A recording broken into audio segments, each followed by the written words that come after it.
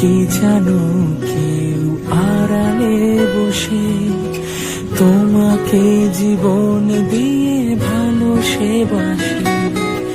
তুমি কি জানো কেউ আড়ালে বসে তোমাকে জীবন দিয়ে ভালোবাসে।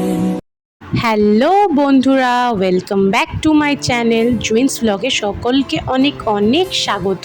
আজকে থাম্বনেল দেখে আর টাইটেল দেখে নিশ্চয়ই বুঝতে পেরেছো কি রিলেটেড ভিডিও হতে চলেছে। তো আজকের দিনটা হচ্ছে নীল পুজো।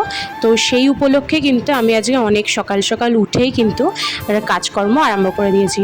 প্রথমেই যা কাজ থাকে ঘরের ঘর ঝাড় দেওয়া, ঘর মোছা, নিজে ফ্রেশ হওয়া সবটুকুনি করে এসেই কিন্তু মেয়ের জন্য টিফিন বানাচ্ছে, কারণ মেয়েরও স্কুল আছে। তো স্কুলের টিফিন আছে নিরামিষ, যেহেতু আগের দিনও নিরামিষ হয়েছে আজকে নিরামিষ হয়েছে, তো ভাবলাম আজকে কেননা আলু, শুনেছি একজনের কাছে যে মিষ্টি আলুর পরোটাও নাকি ভালো লাগে খেতে, তো সেটাই কিন্তু বানাচ্ছি। তো দেখো এদিকে প্রথমেই সকালে আমি ব্রেকফাস্ট বানাতেই আরম্ভ করে দিয়েছি। এদিকে ব্রেকফাস্ট বানাচ্ছি আর মাম্মাম কিন্তু ঘুমাচ্ছিল, আর ওর পাপা গেছিল বাজারের দিকে। আমি বলেছি যে আজকে ফুল এনে দিতে, নীলকণ্ঠের মালা দেওয়ার খুব ইচ্ছে হয়েছে ভোলেনাথকে, তো কিছু করার নেই, নীলকণ্ঠের মালা কিন্তু পাইনি। পরে যখন এসে বললো নীলকণ্ঠের মালা পাইনি, আর ডাবের দরকার ছিল, ডাবের জল দিয়ে দুধ দিয়ে তো ঠাকুরকে দেয়। তো সকালবেলায় চলে গেছিলাম, মানে সকালবেলায় চলে যায়নি, সকালবেলায় বাড়ির সামনেই এসছিল ডাবওয়ালা, তখন থেকে ডাব কিনে নিয়েছি। তো ওই হয়ে গেছে আমাদের ফাইনালি সব কিছু। তো জোগাড় জানতি মানে অলমোস্ট কমপ্লিট, শুধু এদিকে মেয়েকে স্কুলে পাঠিয়ে দিয়েই কিন্তু আমি সমস্ত কাজ করব। আর এইদিকে দেখো পরোটাগুলো কি সুন্দর হয়েছে না, দেখতে ভালো লাগছে বেশ, কিন্তু আমি জানি না টেস্টটা কেমন হয়েছে, কেন আমি কোনোদিনও এটা খাইনি। আমার হাজব্যান্ড কিন্তু খেয়ে বললো না ভালো হয়েছে। তো যাই হোক, এদিকে দেখো মাম্মাম কিন্তু ঘুমাচ্ছে। আমি ভাবলাম যখন ওর ব্রেকফাস্ট হয়ে গেছে, আর ওইদিকে ভাত আলু সেদ্ধ করেছিলাম ঘি দিয়ে খাওয়াবো বলে, আর ওর না প্রচণ্ড ঠান্ডা লেগেছে, গলাও ভেঙে গেছিলো, তো ভেবেছিলাম ওইটাই গরম গরম খাইয়ে দেবো। তো ভাবলাম তার আগে ওজন ঘুমিয়েই আছে, আমার যখন সবই কাজ হয়ে গেছে আমি স্নানটা করে চলে আসি, স্নানটা করে না একদিকে ফ্রি হয়ে যাব। কিন্তু সেই কাজই হলো যে স্নান করে এসেও কিন্তু আমাকে পরে সেই স্নান করতেই হয়েছিল পুজো দেওয়ার আগে। তো দেখো তারপরে কিন্তু স্নান টান করে এসছে, আর মাম্মাম এদিকে উঠে গেছে, মাম্মামকে ভালো করে ফ্রেশ করিয়ে দিয়ে ওর পাপা কিন্তু টিপ পরিয়ে দিচ্ছে, আর এদিকে আমি ওকে খাইয়ে দিচ্ছি। আর ও কিন্তু রীতিমতো বলে যাচ্ছে যে আমি স্কুল যাব না। দুদিন ভালোভাবে স্কুল গেছিলো, কিন্তু 3 দিন এখন আর ঠিক করে স্কুল যেতে চায় না, প্রচণ্ড কান্না করে, আর না খুব কষ্ট হয়, কি বলবো, স্কুলের ক্লাস অবধি দিয়ে আসি ওকে, আর আমার জামা ধরে কাঁদে, মা আমার ভাল লাগে না, তুমি কেন জোর করে আমাকে স্কুলে পাঠাও, আমার তোমার জন্য কষ্ট হয়। তো এই কথাটা শুনলে কিন্তু বড্ড কষ্ট লাগে। তো দেখো এইদিকে মেয়েকে রেডি করে দিচ্ছে, আরও কিন্তু সমানে বলে যাচ্ছে যে মা আমি কিন্তু স্কুল যাব না, আর এত কান্না করছিল যে কি বলবো, ও একটু যেতে চাইছে না। দেখো কিভাবে কাঁদছে, আমি ওকে অনেক বোঝানোর চেষ্টা করছি, তাও আমাকে ছেড়ে স্কুল যাবি না। ও আমার এত নেউটে যে কি বলবো, আসলে ছোটো মানুষ তো, মাকে ছেড়ে এতক্ষণ থাকা স্কুলের মধ্যে ওর জন্য তো একটা নতুন, এটা নতুন রকম কিছু একটা। তো এই জিনিসটার জন্য দেখো কীভাবে কাঁদছে, আর এত খারাপ লাগে না, মানে মামাম কাঁদলে পরে যে প্রথম, সবারই তাই, যে প্রথম সন্তান যদি স্কুলে যায় ফার্স্ট টাইম, তখন যদি এরকম কান্না করে তখন তো কত কষ্ট লাগে বলো। তাও আমি, ওর পাপা কী করলো, ঘুরিয়ে ঘুরিয়ে স্কুলের রাস্তা দিয়ে, মানে সোজা রাস্তায় নিয়ে যায়নি, একটু ঘুরিয়ে ঘুরিয়ে নিয়ে গেলো, যাতে ওকে বোঝাচ্ছিলাম চলো আমরা ঘুরে ঘুরে স্কুলে যাব, তাহলে যদি মনটা একটু ভোলে। তো এদিকে দেখো ও কিন্তু প্রচণ্ড কান্না করছে, আর এদিকে কাঁদতে কাঁদতেই স্কুলে গেছে, মানে কী যে কাঁদছিল সেদিন কি বলবো। আর নীল পুজোর দিন প্রচণ্ড পরিমাণে কেঁদেছে মাম্মাম। আর এই বছর কিন্তু আমার আর বড়বাবুর প্রথম নীলবচনম, 5 বছরের মাথায় 5 বছর পূর্ণ হবে আমাদের সামনে, অ্যানিভার্সারি আছে, কিন্তু এই প্রথম আমাদের নীল পুজো একসাথে থাকা। ও কিন্তু এত বছরের নীল পুজো মানে সুযোগই পাইনি থাকার, তো একটা মনের মধ্যে এক্সাইটমেন্টও আছে, প্লাস মাম্মাম কাঁদছে বলে খুব কষ্টও লাগছে। আর এদিকে দেখো আমরা মহিলা সমিতি সব বসে আছি, মানে এরা হচ্ছে সব প্যারেন্টস নার্সারি বাচ্চার, তো আমরা সবাই এখানেই বসে থাকি। তো আমি আর বসে থাকতে পারলাম না, বিকজ আমাকে পুজো দিতে হবে বলে বাড়ি গেলাম। বাড়িতে অনেক কাজ পেন্ডিং পড়ে আছে, প্রায় ঠাকুরের পুজো দিতে গেলে ধরো অনেক কিছুই করে নিতে হয়। তো বরমশাইকে ফোন করে বললাম যে চলে আসো, আমাকে একটু নিয়ে যাও। তো এইদিকে দেখো ও আমাকে কিন্তু নিয়ে যাচ্ছে, আর এইদিকে আমি একটু ভিডিও করছিলাম ওকে নিয়ে। তো ভাবছিলাম রিলস বানাবো, তারপরে ও একটু মিষ্টির দোকানে নেমেছিলাম, ওই ভিডিওটা করা হয়নি। মিষ্টির দোকান থেকে একটু দই নিয়েছি, যে আমরা যাতে উপোস ভাঙার পর এটা খেতে পারি, আর তো কিছু খেতে পারবো না, ফল ছাড়া, ফল বা মিষ্টি এই খেতে পারবো, আর সাবু। আর ও বাচ্চাদের জন্য দেখো মাজা নিয়ে এসেছিলাম, তো মাজা দিদি, আর এই যে কাপটা দেখো কতটা বড়, সবার হয়ে গেছে। আমরা 3 জন মিলে দেবো, আমি 2 যা, শাশুড়ি আর বড় যা বাড়িতেই আছে, বাপের বাড়িতে, ওখানেই দেবেও। আর এই যে ফল ঠল নিয়ে আসা হয়েছে ঠাকুরের জন্য 5 রকম।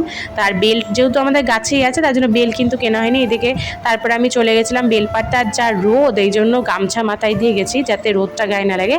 এদিকে বেল পেরে বেলপাতা নিয়ে চলে এসে ধুয়ে ঠুয়ে রেখেছি আর স্নান করে নিয়েছি আবার, যেহেতু মাম্মামকে ভাত খাওয়াচ্ছিলাম, গায়ে প্রচুর ভাত ছিটেছে, কাশছিল, যেহেতু ঠান্ডা লেগেছে।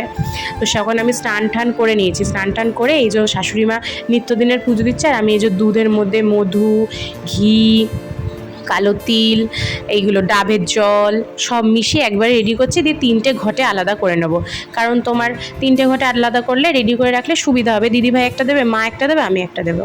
আর এদিকে কী হয়েছে বলো তো, মা যেহেতু পুজো টুজো দিচ্ছিল তো ঘরে, তো মা কিন্তু আমাদের সাথে যায়নি। কারণ মা বলছিল তোমরা দুজন আগে দিয়ে আসো তারপর আমি দেবো, কারণ তোমাদের ছোটো ছোটো বাচ্চা আছে, এসে তো তোমাকে তাদের খাওয়াতে হবে।